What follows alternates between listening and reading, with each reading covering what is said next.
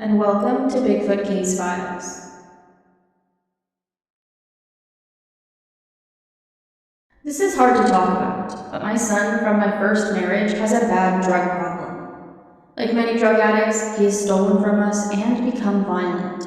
The violence thing is what made us move. My current wife and I had 3 young children together, aged 2, 7, and 9 at the time. My son, the drug addict, knew that I could not be bullied or intimidated by him into giving him money or letting him in the house, so he started to come to the house when he knew that I was gone at work. My wife is a stay-at-home mother who homeschools our children, so this means that she and my 3 young boys were home alone often. One day he showed up, and when she wouldn't let him in, he left, but he came back later with 2 friends. Together, the 3 of them broke into the house, ransacked the house, stole a lot of things, and knocked my wife around a good bit, and also terrorized my 3 children over the course of about 2 hours, and that was my final straw. I'm only telling you what happened, so you understand why we did what we did next, which others have told me was not only extreme, but also cruel. Of course, we got the police involved, and there were restraining orders, judge orders, and about every other kind of order there is available. But sometimes, law enforcement hands are tied as to what they can do and can't do, and we knew it. Through all of it, he got 90 days in the county lockup. So we decided to make use of this time. I applied for jobs like mad in other states. I didn't care what state. I was applying everywhere that had a listing for my field of work. The first real job that came through was an offer that was enough for us to live on, and I took it. Now that's how we ended up in the wilds of New York. The job isn't there in the wilds, but near enough that I managed to commute. As soon as I had that job nailed down, the house went up for sale, which we actually sold at a small loss, just to get out of there and move.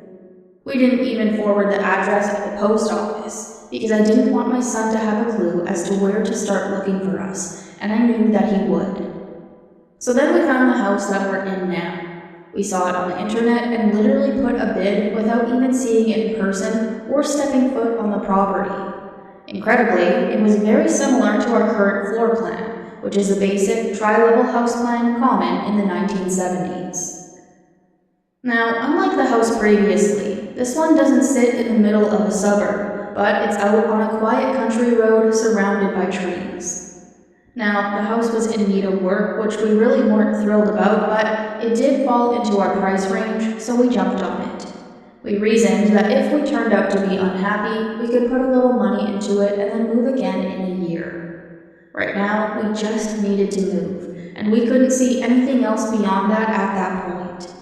The night that we put the bid on the house, my son had 51 days left in the county lockup. The clock was ticking for us, and we made the move. We made it within 6 days to spare before my son got out of jail. The first few weeks in our new home, we were all pretty jumpy and on high alert, but as summer went by, we all settled down. It was so peaceful and quiet. I struggled a lot during that time, with guilt of abandoning my son, but I had to protect my wife and children. And once he moved on from stealing my credit cards and my wife's wedding ring and other general thievery, he moved on to violence when we couldn't give him just what he wanted. Well, I felt I had to cut the cord like I did. Yes, it hurts and it still hurts. So any of you listening, please don't judge me. I still struggle some days with it. So now you know the backstory, and here's where the Bigfoot comes in.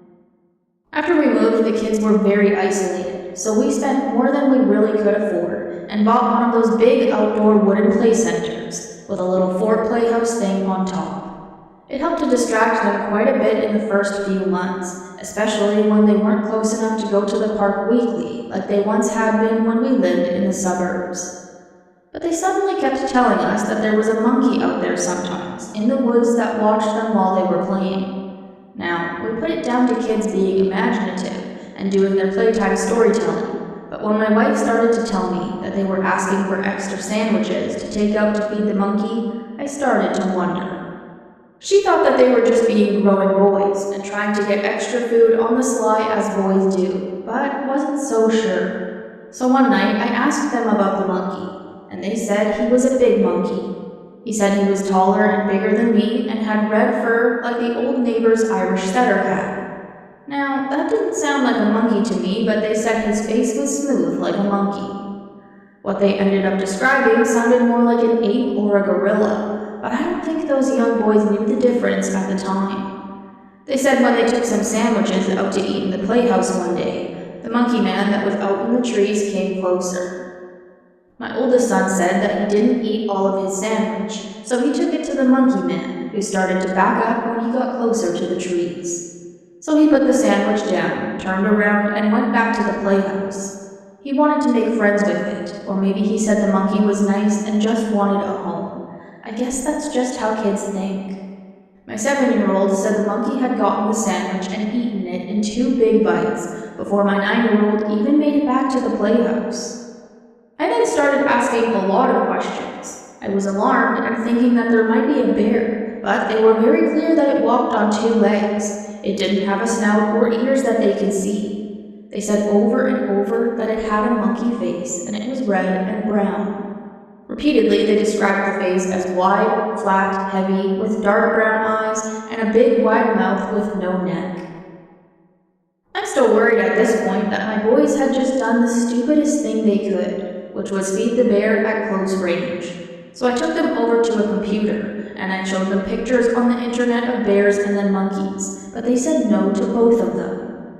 I then showed them gorillas, and they said it was a lot like that, but not quite. And in my mind, I still couldn't think they knew exactly what they had seen, but I was still very worried at that moment. Lots of crazy thoughts were going through my head about what it might have been that they had seen. Was it a hunter in a camouflage suit? Do they make those in red colors? I didn't know. If my drug addict son somehow tracked us down, was he living in the woods and disguising himself, waiting for another moment to break in? Or was it someone else? They too might be dressed in a disguise, but just watching the house while I was away at work. Really, things like that were going through my head. Those all seemed more likely to be real than anything else that I could come up with. I told them not to give the monkey man any more food, and to let me or your mom know the next time they saw them. 2 days later, my 7-year-old came tearing into the house, telling me that the monkey was out there, and then took off back outside before I could even say much else, but not before grabbing a loaf of bread off the counter by the fridge. Now, I had just gotten home from work, and it was around maybe 6 o'clock. It was late September, so the sun was already starting to go down, leaving the area in the trees fairly dark looking from the house. But I went over to the sliding doors, and I went outside to have a look. I could see that my 7-year-old had climbed to the top of the fort. His back was to me, and he was pulling bread out and throwing it beyond the play area. I wasn't sure what it was, but whatever it was, I was going to put a stop to this. I walked out back and I yelled for him to get back into the house. And that's when I noticed something dark-colored and rusty red moving between the wood play area and the trees. I could see the movement through the slabs of wood behind the sand area that they played in.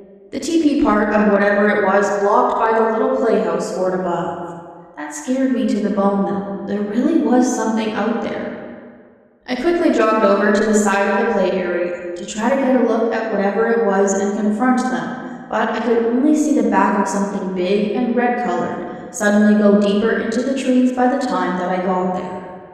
And I thought how quickly it had to move to cover that distance. Behind the play area, there were several pieces of bread lying on the ground. Suddenly scared, I made the boys go back into the house. My hackles were raised, and everything suddenly felt very, very wrong. My stomach felt sick, and it was all tumbling. Someone or something was getting awfully close to my boys. I had a conversation with my wife, and we decided that for the time being, the boys were now under a form of house arrest, so they couldn't go out and play by themselves, and never were they allowed to take food outside. Now, at first, this was hard to enforce. As I mentioned, they were homeschooled, so for them, their recess is outside, but this actually became quite easy to enforce, as in the next few weeks, the temperatures were starting to drop drastically, and we were getting frequent rain, keeping them inside anyways. Both my wife and myself started to spend a lot of time looking out the windows behind the house. I even bought one of those small drones and I flew it to see if I could see anything in the trees once the leaves were gone, but I never did. Other than the monkey man incident, our time there had been peaceful, quiet, and all the stress, worry, and fear from the earlier part of the year had started to just fade away. I heard from one of my coworkers that my son hadn't been out of jail for a month before he was picked up on the charges of intent to sell illegal substances and selling illegal weapons. Now that got him some serious time at a place a lot more serious than our county lockup, so we were starting to breathe much easier.